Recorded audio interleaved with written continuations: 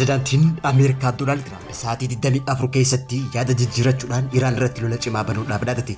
Guyyaa kaleessaa waraana Ameerikaa 7-2 keessatti Iraan keessaa baafna jechuun dubbate guyyaa irraa dhaadate. Gama biraatiin ammoo afyaa'in paarlaamaa Iraan Mohammad Bagar Galiibaaf lammiileen Iraan biiliyoona 7 ol ta'an waraana Ameerikaa fi Israa'el nurratti banan irratti hirmaachuudhaaf qophii xumuran jechuudhaan beeksise. Bal'ina duutiin dhiyeessina. Pirezidaantii Faransaay Emmanuel Macron fi bilbileetiin rukuttaan warraa isaatti irraa dandamachaa jiraachuu isaa baree jechuudhaan pirezidaantiin Ameerikaa Doonaald Tiraamp gargaarsa nuuf taasiftu sirraa dhahinu dura haadha warraa kan ka'e irraa dhoowwii jechuudhaan Tiraamp Emmanuel Macron arrabse.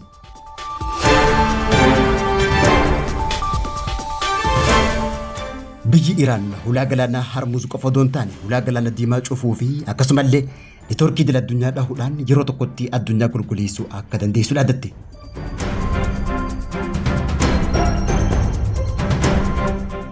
Biyya Masrii Sudaan keessatti mootummaa lama hundeessuu hin barbaannu jechuudhaan ejjennoo isee guyyaarraa beeksisuun dhagahame. Bal'ina oduutiin dhiyeessina. Daawwattootaa fi hordoftoota Lammii Miidiyaa nageenya keenya bakka jirtan maratti isin dhaqqabu kanneen nama isin dhageessillee hundinuu hanga footoo oduu Lammii Miidiyaati. Amma bal'ina oduutti aansa.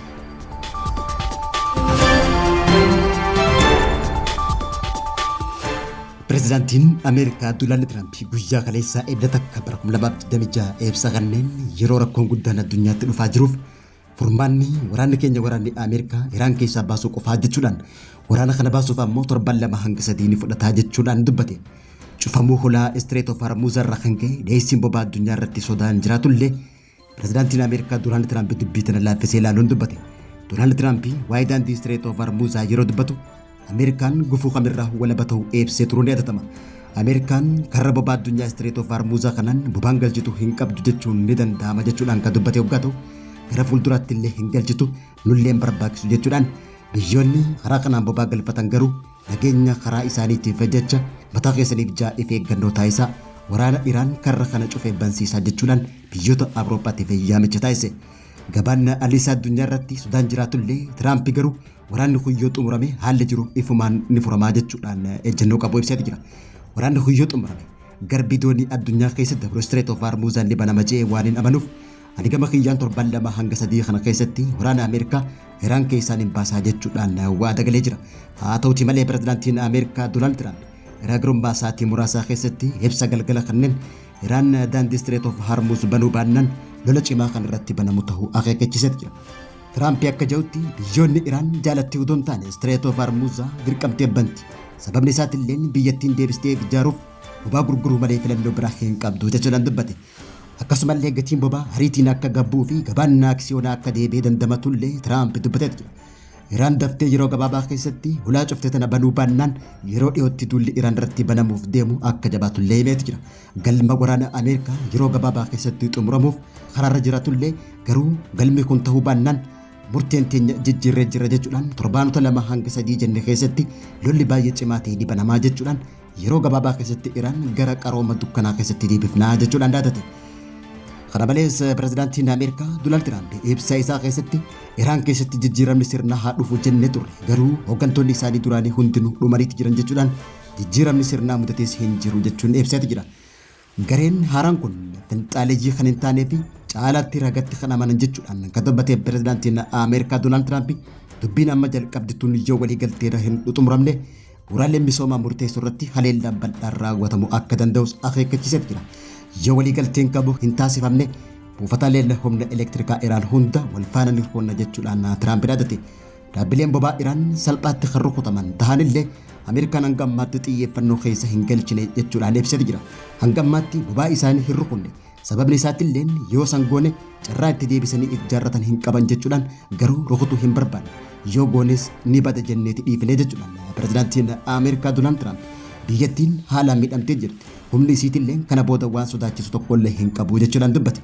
Gama biraatiin ammoo afyaa'in paarlaamaa Iraan Mohammad Bagar Galiibaaf lammiileen Iraan miiliyoona 7 ol meeshaa waraanaa qabatanii lola Ameerikaa fi Israa'el irratti hirmaachuuf qophii ta'uu ibsee jira. Ameerikaa fi Israa'el hooggantoota Iraan yoo galaafanne Iraan salphaatti harka kan itti ja'anii kan amanan hoggaa ta'u garuu lammiileen Iraan dubartoonni qoftiin 90 ol humna baratee fi dhaloonni Iraan martinuu dandeettii hooggantoota bakka bu'uu kan qaban ta'uu xiinxaltoonni idil addunyaa ibsanitti jiru.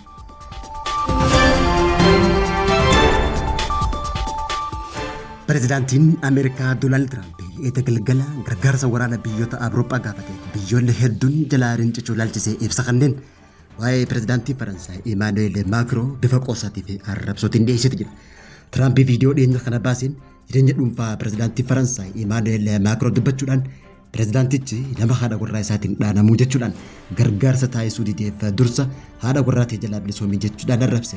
Tiraamp hariiroo Macron fi haadha warraa isaa jidduu jiru irratti yaada kanneen Macron ammallee ulee haadha warraa isaanii irraa fayyaa jira jechuudhaan Faransaay hojii waraana addunyaa irratti kutannoo qabdu irratti gaafii kaasuudhaan deebii Macron kenneef pireezidaantiin Ameerikaa qeeqeeti jira.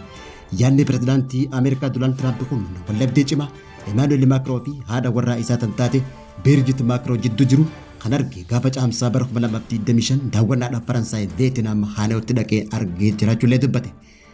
Tiraamp gideebbii viidiyoo yeroo sana tamsaase keessatti Birgit Macron fuula abbaa warraa isii harka lamaan hin qabdee darbachuu mul'ate baasuudhaan kan arrabse hoggaa ta'u dubbiin tunis miidiyaa Faransaay biratti ijoo ta'uudhaan irra dubbatamteeti jirti.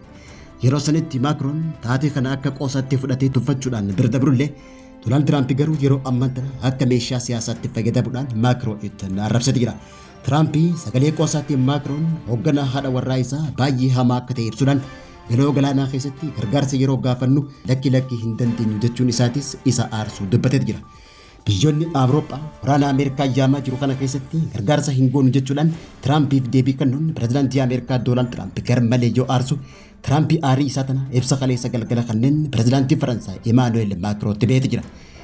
Nama haati warraa isaatiin miidhamaa jiru maalirraa eena jechuudhaan pireezidaantichi kan dubbate hoggaa ta'u pireezidaantii Faransaay Emmanuel Macron haati warraa akka isa dhaantee fi amma ammoo fayyaa akka jiru ibsate. Gargaarsa waraanaa Tiraamp Faransaay gaafate ilaalchisee pireezidaantiin Faransaay Emmanuel Macron deebii kanneen Tiraamp fi biyyi Israa'el gaafa lola Iraan irratti labsan kophaa isaaniitti malee biyyoota Awurooppaatti murteessanii miti jechuudhaan amma ammoo akka jalqabanitti haa xumuranii jee dubbachuu qoftiin pireezidaantii Ameerikaa Doonaald Tiraamp garmalee aarsuudhaan pireezidaantichi Macron arrabsa qubseeti jira. Doonaald Tiraamp eega Emmanuel Macron arrabseen boodallee gargaarsi biyyoota Awurooppaa nun barbaachisu nuti waan isaan gaafanneefis isaan laaluuf jechuudhaan dura haadha warraa ta'e moo jechuudhaan Emmanuel Macron fa'aa deebii kenneeti jira. Haa ta'uti malee pireezidaantiin Faransaay Emmanuel Macron hanga ammaatti pireezidaantii Ameerikaatii fi arraba pireezidaantiin Tiraamp arrabse ilaalchisee deebii kanneen ta'uun ibsameeti jira.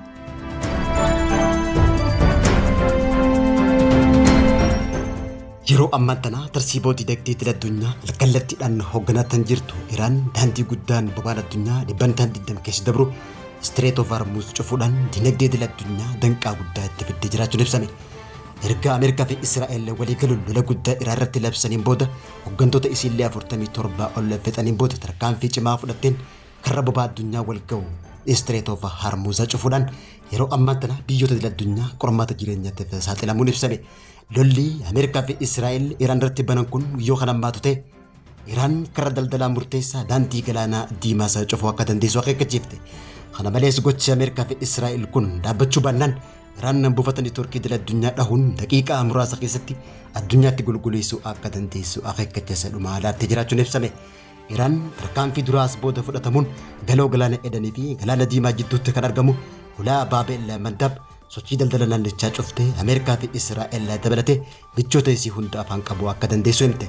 Iraan loltoonni Ameerikaa bulchiinsa isii irratti bobbaafaman waraana kana gara dirree waraana biraatti babal'isuu akka danda'an himuudhaan Baabel Mandab hulaa galaana tarsiimaa waajja'aman keessaa tarkaanfii fudhachuu akka dandeessuu fi wartuu neetwoorkii addunyaa rukutuu akka dandeessu dhaadattee jiraachuun ibsame. Iraan akka jettutti funyoo galaanaa neetwoorkii addunyaa keessa dabartu Undersea Cables intarneetiin addunyaa 95% irraa raabsamu funyoo gurguddaa bishaan jala diriiran waan hin beekuuf haleeluudhaan sa'aatii muraasa keessatti addunyaatti gulguleessuu akka dandeessu akeekkachiifteeti jirti. Iraan dandeettii hulaa galaanaa hunda cufuu akka qabdu hooggantoonni waraanaa mootummaa Iraanitti dhiyeenya qabu dubbachuu isaa maddi oduu Iraan Tasniim gabaasetti jira. Ameerikaan ammoo gama isiitiin adeessa buufata boba'aa Iraan kan ta'e Kaargiin haleelee Iraan hulaa galaanaa kana itti cufuun danda'a jechuudhaan dhaadate. Yeroo ammaa tana sababa dhiibbaa Iraan taasifteen biyyoonni addunyaa hedduun qofaatii fi gaagama dinagdee hamaa keessa kan seenan yoo ta'u Itoophiyaa keessatti hanqina boba'aa mudachaa jiruun jireenyi lammiilee Itoophiyaa guyyaarraa gara guyyaatti yaaddoo hamaa keessa galuun ibsameeti.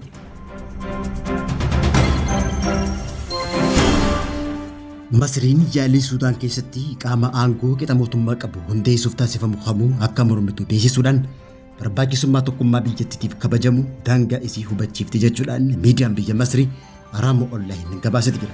Ibsi kun kan kenname ministeera dhimma alaa Masrii Badrii Abdulatiif ergama addaa barreessaa olaanaa dhaabbata mootummoota gamtoomanii kan ta'e Suudaan Peekaa Hadiistoo waliin Kaayiroo keessatti yeroo mari'atanitti hoggaa ta'u Badrii Abdulatiif Masriin dhaabbilee biyyaalessa Suudaaniif deeggarsa qabdu irra deebitee mirkaneessuudhaan carraaqqii walitti bu'iinsa kana hiikuuf taasifamu caasaalee mootummaa cimsuu fi adeemsa siyaasaa lammiilee Suudaaniin durfamuu irratti xiyyeeffachuu akka qabdu ibsee jira. Barbaachisummaa birmadummaa Suudaan eegsisuu irratti jabaatanii hojjechuu kan hime ministeerri dhimma alaa Masrii manguddummaan qaamota alaa walitti bu'iinsa Suudaan keessaa dheeressuu malee faayidaa buusuu tokkollee hin qabu jechuudhaan ibse. Masriin qaamolee bulchiinsa dorgommii uumuu danda'an akka hundeeffamu cimsitee kan mormitu hoggaa ta'u ministeerri kun tajaajila gargaarsaa mijeessuu fi gidira lammiilee nagaa hir'isuun dhimma godhachuun waliigaltee dhukaasa dhaabuu guutuu ta'eef akka tarkaanfii jalqabaa kan taasisu hoggaa ta'u dhukaasa dhaabuun yeroo gargaarsa namummaa irratti hundaa'e akka taasifamuuf yaamicha dhiyeessee jiraachuun ibsame. Miidhaan lammiilee nagaa irratti raawwatamu cabsuun seera namummaa idil addunyaati jechuun kan balaaleffate hoggaa ta'u bu'uuraalee misoomaa murteessoo ta'an eegamuu akka qabanis hubachiisee jira. Masriin tasgabbii uumuuf adeemsa siyaasaa hirmaachisaa ta'e deebisanii jabeessuu fi mana marii nageenyaa fi tasgabbii gamtaa Afrikaa dabalatee sadarkaa naannoo fi idil addunyaatti carraaqqiin dippiloomaasii taasifamuu irratti dammaqinaan hirmaachaa jiraachuun ibse.